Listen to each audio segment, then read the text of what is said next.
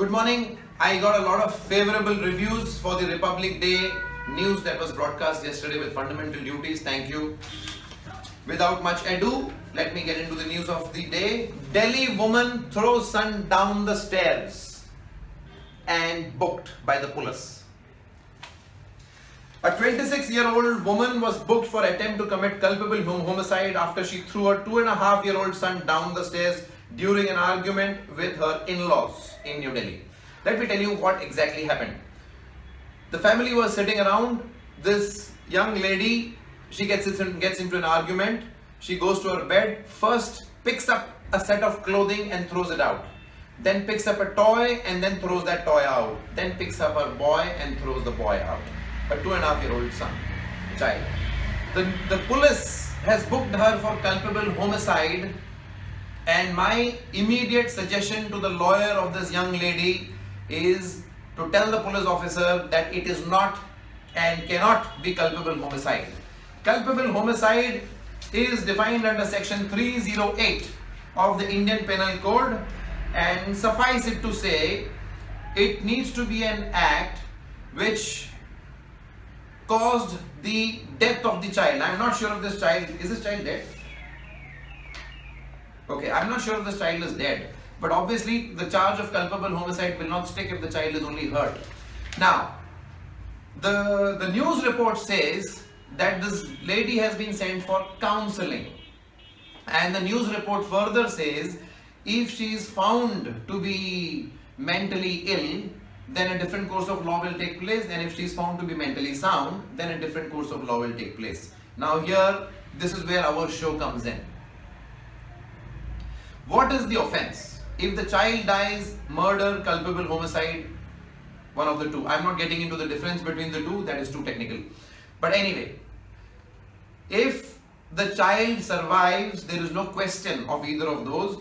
There is the question of rash and negligent act, which is defined under section 304A of the Indian Penal Code, and also 338, is that right? Yes.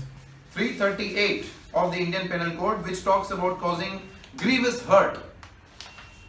A rash or negligent act causing death or grievous hurt is a punishable offense. That's 304A, but then again, if that has not happened, the child is alive, I'm presuming. The other possibility is 338, which talks about causing grievous hurt by endangering life or personal safety of others. Now, these are all research papers which goes into the depth of what each of these provisions stands for. How about this? Section 84 of the Indian Penal Code, which talks about an act of a person of unsound mind. In the West, there is a difference between people who are considered mad, as we call them, or lunatic or insane, and people who show temporary insanity. This is very important. In India, section 84 says nothing is an offense which is done by a person who at the time of doing it, by reason of unsoundness of mind, is incapable of knowing the nature of the act, or that he is doing what is either wrong or contrary to law. These are the ingredients: incapable of knowing the nature of the act, incapable of knowing that the act is wrong, incapable of knowing that it's against the law. The lawyer of this girl should take this plea. It is wrong to charge her with murder, I can already say this, because I don't think, even reading this, that the mother intended to kill her child. Rash and negligent act may be, if the lady has shown a history of violence, it is possible. But I don't think that is the case either, because there is no prior complaint. Grievous hurt, yes, possible. Insanity, yes. Now, why have I chosen this piece of news? It is happening every time, everywhere in the modern life. We are stressed. We are completely stressed. Young couples are in stress. They live with their in-laws, which is an unhealthy thing to do. It is very unique to the subcontinent of India for a newlywed couple to live with the in-laws. It is alien anywhere else. Is that right, Daniela? In Germany, young couples don't live with their parents, right? Daniela here from Germany, who's working with me for 2 months, says it just doesn't happen in Germany. People marry and then they move on. In India, people marry and come to live with the boy's father and mother. That's a recipe for stress. It's happening and playing out everywhere in the country. Okay, and there is no solution to this except what I'm saying next. दुखी मन मेरे सुन मेरा कहना, जहां नहीं चैना वहां नहीं रहना. Go away. Once you commit the act, the law kicks in. There is nothing that can be done. If this lady had thought for 2 minutes before flinging anything out, I'm sure she did not recognize or realize it's her child. If she had 2 minutes to think, we would not be doing this video today. But if you're watching this video, if you're young couples or whoever you are, if you're in a stressful situation, you can avoid getting into such a tricky corner by avoiding the situation first. Remove yourself from a situation which is going to cause you stress, and you shall not fall foul of law.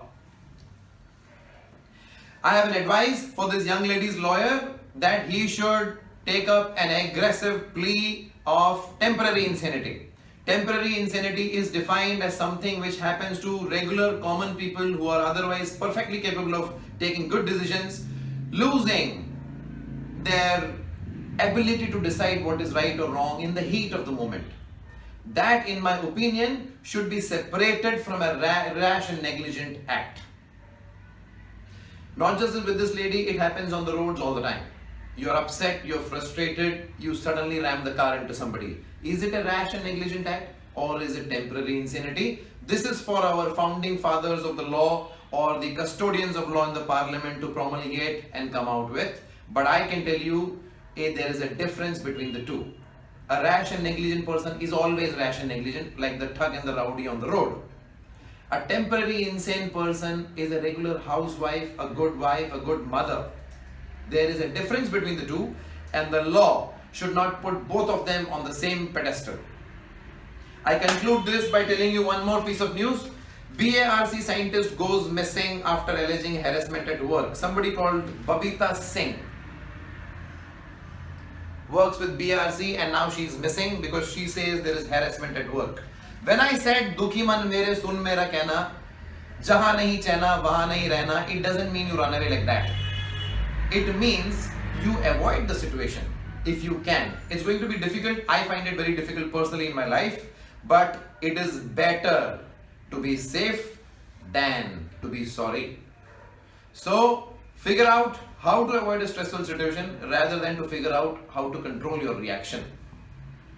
I'll try and bring you more such news every day, and I'm hoping I will also be able to help people such as this lady who is unfortunately now caught up with law after being caught up in a family tragedy, after being caught up in a family mess. I'm hoping that my program will help you with some elements of law and help you find some peace in an otherwise stressful and terrible life.